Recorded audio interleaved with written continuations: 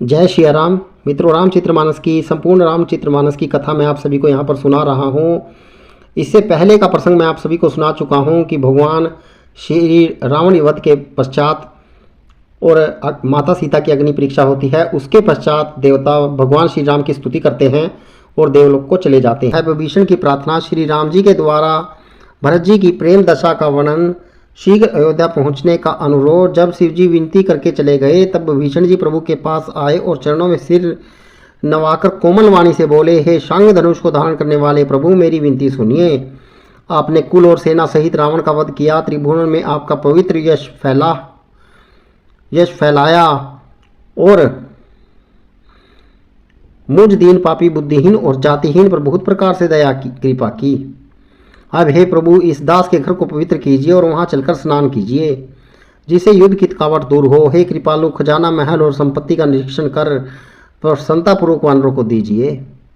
हे नाथ, मुझे सब प्रकार से अपना लीजिए और फिर हे प्रभु, मुझे साथ लेकर अयोध्यापुरी को पधारिए। विभीषण जी के कोमल वचन सुनते ही दीन दयालु प्रभु के दोनों विशाल नेत्रों में प्रेमांशों का जल भर आया। श्री राम जी ने कहा, हे भाई सुनो, तुम्हारा खजाना और घर सब मेरा ही है। यह सच बात है कि भरत की दशा याद करके मुझे एक एक पल कल्प के समान बीत रहा है। तपस्वी के वेश में कुछ दुबले शरीर से निरंतर मेरा नाम जप कर रहे हैं। हे सखा, वही उपाय करो जिससे मैं जल्दी से जल्दी उन्हें देख सकूं। मैं तुम्हारा निहोरा अनुरोध करता हूं। यदि अवधि बीत जाने पर जाता हूं तो भाई को जीता न पाऊंगा। छोटे भाई भरत जी की प्रीति का स्मरण करके प्रभु का शरीर बार बार पुलकित हो रहा है। श्री राम जी ने कहा, हे विभीषण, तुम कल भर राज्य करना, मन में मेरा निरंतर स्मरण करते रहना, फिर तुम मेरे उस धाम को पा जाओगे जहां सब संत जाते हैं। श्री रामचंद्र जी के वचन सुनते ही विभीषण जी ने हर्षित होकर कृपा के धाम श्री रामचंद्र जी के चरण पकड़ लिए। श्री राम जी के चरण पकड़ लिए सभी वानर भालू हर्षित हो गए और प्रभु के चरण पकड़कर उनके निर्मल गुणों का बखान करने लगे। विभीषण जी का वस्त्राभूषण बरसाना और वानर भालुओं का उन्हें पहनना। फिर विभीषण जी महल को गए और उन्होंने मणियों के समूह, रत्नों से और वस्त्रों से विमानों को भर लिया। फिर उस पुष्पक विमान को लाकर प्रभु के सामने रखा। तब कृपा सागर श्री राम जी ने हंसकर कहा, हे सखा विभीषण, सुनो, विमान पर चढ़कर आकाश में जाकर वस्त्रों और गहनों को बरसा दो। तब आज्ञा सुनते ही विभीषण जी ने आकाश में जाकर सब मणियों और वस्त्रों को बरसा दिया। जिसके मन में जो अच्छा लगता था वह वही ले लेता है। मणियों को मुंह में लेकर वानर फिर उन्हें खाने की चीज न समझकर उगल देते हैं। यह तमाशा देखकर परम विनोदी और कृपा के धाम श्री राम जी, सीता जी और लक्ष्मण जी सहित हंसने लगे। जिनको मुनि ध्यान में नहीं पाते हैं, जिन्हें वेद नेति नेति कहते हैं, वे ही कृपा के समुद्र श्री राम जी वानरों के साथ अनेक प्रकार के विनोद कर रहे हैं। शिव जी कहते हैं, उमा अनेकों प्रकार के योग, जप, दान, तप, यज्ञ, व्रत और नियम करने पर भी श्री रामचंद्र जी वैसी कृपा नहीं करते जैसी अन्य प्रेम होने पर करते हैं। भालुओं और वानरों ने कपड़े गहने पाए और उन्हें पहन पहन कर वे श्री रघुनाथ जी के पास आए। अनेकों जातियों के वानरों को देखकर कौशलपति श्री राम जी बार बार हंस रहे हैं। श्री रघुनाथ जी ने कृपा दृष्टि से देखकर सब पर दया की। फिर वे कोमल वचन बोले, हे भाइयों, तुम्हारे ही बल से मैंने रावण को मारा और फिर विभीषण का राज्य तिलक किया। अब तुम सब अपने अपने घर जाओ, मेरा स्मरण करते रहना, किसी से डरना नहीं। यह वचन सुनते ही सब वानर प्रेम में विह्वल होकर हाथ जोड़कर आदरपूर्वक बोले, प्रभु, आप जो कुछ भी कहें आपको सब होता है, पर आपके वचन सुनकर हमको मोह होता है। हे रघुनाथ जी, आप तीनों लोकों के ईश्वर हैं। हम वानरों को दीन जानकर ही आपने सनात कृतार्थ किया है। प्रभु के ऐसे वचन सुनकर हम लाज के मारे मरे जा रहे हैं। कहीं मच्छर भी गरुड़ का हित कर सकते हैं। श्री राम जी का रुख देखकर रीछ वानर प्रेम में मगन हो गए। उनकी घर जाने की इच्छा नहीं है। पुष्पक विमान पर चढ़कर श्री सीताराम जी का अवध के लिए प्रस्थान। श्री रामचरित्र की महिमा।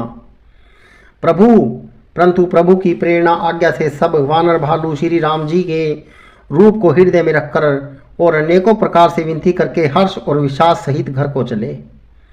वानर राज सुग्रीव, नील, यक्ष राज जामवंत, अंगद, नल और हनुमान तथा विभीषण सहित जो बलवान वानर सेनापति थे वे कुछ कह नहीं सकते। प्रेम वंश नेत्रों में जल भर भरकर नेत्रों को पलक मारना छोड़कर टकटकी लगाए सम्मुख होकर श्री राम जी की ओर देख रहे हैं। श्री रघुनाथ जी ने उनका अतिशय प्रेम देखकर उन सबको विमान पर चढ़ा लिया। तदंतर मन ही मन विप्र चरणों में सिर नवाकर उत्तर दिशा की ओर विमान चलाया। विमान के चलते समय बड़ा शोर हो रहा है। सब कोई श्री रघुवीर जी की जय कह रहे हैं। विमान में एक अत्यंत ऊंचा मनोहर सिंहासन है, उस पर सीता जी सहित प्रभु श्री रामचंद्र जी विराजमान हो गए। पत्नी सहित श्री राम जी ऐसे शोभित हो रहे हैं मानो सुमेरु के शिखर पर बिजली सहित श्याम मेघ हो। सुंदर विमान बड़ी शीघ्रता से चला। देवता हर्षित हुए और उन्होंने फूलों की वर्षा की। अत्यंत सुख देने वाली 3 प्रकार की शीतल मंद सुगंधित वायु चलने लगी। समुद्र, तालाब और नदियों का जल निर्मल हो गया। चारों ओर सुंदर शकुन होने लगे। सबके मन प्रसन्न है। आकाश और दिशाएं निर्मल हैं। श्री रघुनाथ जी ने कहा, हे सीते, रणभूमि देखो। लक्ष्मण ने यहाँ इंद्र को जीतने वाले मेघनाद को मारा था। हनुमान और अंगद के मारे हुए ये भारी भारी निशाचर रणभूमि में पड़े हैं।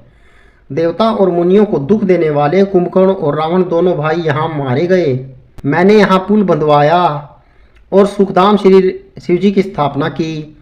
तदंतर कृपा निधान श्री राम जी ने सीता सहित श्री रामेश्वर महादेव को प्रणाम किया। वहाँ वन में जहाँ तहाँ करुणा सागर श्री रामचंद्र जी ने निवास और विश्राम किया था, वे सब स्थान प्रभु ने जानकी जी को दिखलाए और सबके नाम बतलाए। विमान शीघ्र ही वहां चला आया जहां परम सुंदर दंडक वन था और अगस्त आदि बहुत से मुनिजन रहते थे। श्री राम जी ने इन सबके स्थानों में गए। संपूर्ण ईश्वर से आशीर्वाद पाकर जगदीश्वर श्री राम जी चित्रकूट गए आए। वहां मुनियों को संतुष्ट किया। विमान वहां से आगे तेजी के साथ चला। फिर श्री राम जी ने जानकी जी को कलयुग के पापों को हरने वाली सुहावनी यमुना जी के दर्शन कराए। फिर पवित्र गंगा जी के दर्शन किए। श्री राम जी ने कहा, हे सीते, इन्हें प्रणाम करो। फिर तीर्थराज प्रयाग को देखो, जिसके दर्शन से ही करोड़ों जन्मों के पाप भाग जाते हैं। फिर परम पवित्र त्रिवेणी के दर्शन करो, जो शोकों को हरने वाली और श्रीहरि के परम धाम पहुँचाने के लिए सीढ़ी के समान है। फिर अत्यंत पवित्र अयोध्यापुरी के दर्शन करो, जो तीनों प्रकार के तापों और भव आगमन रूपी रोगों का नाश करने वाली है। यो कहकर कृपालु श्री राम जी ने सीता जी सहित अवधपुरी को प्रणाम किया। सजल नेत्र और पुलकित शरीर होकर श्री राम जी बार बार हर्षित हो रहे हैं। फिर त्रिवेणी में आकर प्रभु ने हर्षित होकर स्नान किया और वानरों सहित ब्राह्मणों को अनेकों प्रकार के दान दिए। तदंतर प्रभु ने हनुमान जी को समझाकर कहा, तुम ब्रह्मचारी का रूप धरकर अवधपुरी को जाओ। भरत को हमारी कुशल सुनाना और उनका समाचार लेकर चले आना। पवन पुत्र हनुमान जी तुरंत ही चल दिए। तब प्रभु भारद्वाज जी के पास गए। मुनि ने इष्ट बुद्धि से उनकी अनेकों प्रकार से पूजा और स्तुति की और फिर लीला की दृष्टि से आशीर्वाद दिया। दोनों हाथ जोड़कर तथा मुनि के चरणों की वंदना करके प्रभु विमान पर चढ़कर फिर आगे चले। जहां पर निशाज राज ने सुना कि प्रभु आ गए, तब उन्होंने नाव कहाँ है पुकारते हुए लोगों को बुलाया। इतने में ही विमान गंगा जी को लांघकर इस पार आ गए और प्रभु की आज्ञा पाकर वह किनारे पर उतरा। तब सीता जी बहुत प्रकार से गंगा जी की पूजा करके फिर उनके चरणों पर गिरी। गंगा जी ने मन में हर्षित होकर आशीर्वाद दिया, हे सुंदरी, तुम्हारा सुहाग अखंड हो। भगवान के तट पर उतरने की बात सुनते ही निषाद राज गुह प्रेम में विह्वल होकर दौड़ा। परम सुख से परिपूर्ण होकर वह प्रभु के समीप आया और जानकी जी सहित प्रभु को देखकर वह आनंद समाधि में मगन होकर पृथ्वी पर गिर पड़ा। उसके शरीर की सुध न रही। श्री रघुनाथ जी ने उसका परम प्रेम देखकर उसे उठाकर हर्ष से हृदय से लगा लिया। सुजानों के राजा शिरोमणि लक्ष्मीकांत कृपा निधान भगवान ने उसको हृदय से लगा लिया और अत्यंत निकट बैठाकर कुशल पूछी। वह विनती करने लगा, आपको जो चरण कमल ब्रह्म जी और शिवजी जी से सेवित हैं, उनके दर्शन करके अब मैं सकुशल हूँ। हे सुखधाम, हे पूर्ण काम श्री राम जी, मैं आपको नमस्कार करता हूँ। सब प्रकार से नीच उस निषाद को भगवान जी ने भरत जी के भांति हृदय से लगा लिया। तुलसीदास जी कहते हैं, इस मंद बुद्धि ने मैंने मोहवश उस प्रभु को भुला दिया। रावण के शत्रु का यह पवित्र करने वाला चित्र सदा ही श्री राम जी के चरणों में प्रीति उत्पन्न करने वाला है। यह कामादि विकारों को हरने वाला और भगवान के स्वरूप का विशेष ज्ञान उत्पन्न करने वाला है। देवता सिद्ध और मुनि आनंदित होकर इसे गाते हैं। जो सुजान लोग श्री रघुवीर जी की समर विजय संबंधी लीला को सुनते हैं उनको भगवान नित्य विजय विवेक और विभूति ऐश्वर्य देते हैं। अरे मन विचार करके देख, यह कलिकाल पापों का घर है। इसमें श्री रघुनाथ जी के नाम को छोड़कर पापों से बचने के लिए दूसरा कोई आधार नहीं है। इति श्री रामचरितमानसे सकल कली कुलिश विध्वंसे षष्ठम सोपान समाप्तम। कलयुग के समस्त पापों को नाश करने वाले श्री रामचरितमानस का यह छठा सोपान समाप्त हुआ। लंका कांड समाप्त। जय श्री राम। मित्रों, रामचरितमानस की यहाँ तक की कथा मैंने आपको सुनाई है। यहाँ पर लंका कांड संपूर्ण हो जाता है और जैसा कि आप सभी जानते हैं कि लंका कांड में रावण वध तक का प्रसंग आता है और भगवान श्री राम अयोध्या के लिए प्रस्थान कर जाते हैं। यदि यह कथा आपको अच्छी लगे तो वीडियो को शेयर, लाइक और चैनल को सब्सक्राइब कीजिएगा। जय श्री राम।